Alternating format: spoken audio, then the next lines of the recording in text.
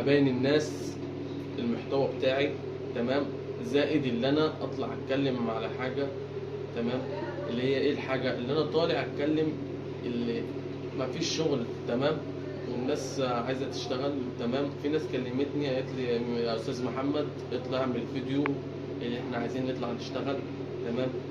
في شغل في العاصمه، في شغل في الساحل، في شغل في شرم الشيخ، في شغل كتير أوي. بس اللي في ناس تطلع تشتغل بتقول ده في نصب يا استاذ محمد، ده مش عارف، ده في الوجبه مش عارف ما بيجيبوش اكل ما بيجيبوش شرب، وحتى المصاريف حتى بطيئه مش عارف ايه. طب يا جدعان انتوا لو في شغل عندكم انا موجود، انتوا ابعتوا لي رساله وانا موجود.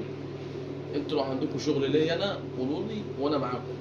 انا كده كده انا قلت انزل فيديو واتنين على اليوتيوب واتشهر والكلام ده، بس ربك هو الايه، هو الستار وكل حاجه، فكن فيكون. فانتوا لو قدامكم حاجه ليا انا معاكم. لو في شغل عندكم كده ابعتوا لي رساله، تمام، على الفيديو، واللي انا يا استاذ محمد في شغل في كذا في كذا في كذا، تمام، وانا تحت امركم في اي حاجه. بس لو في شغل عندكم وانا والله هتواصل معاكم واكلمكم، بس انتوا لو في شغل عندكم كلموني. ده اللي كنت طالع اتكلم عليه هو بس فقط لا غير. والسلام عليكم.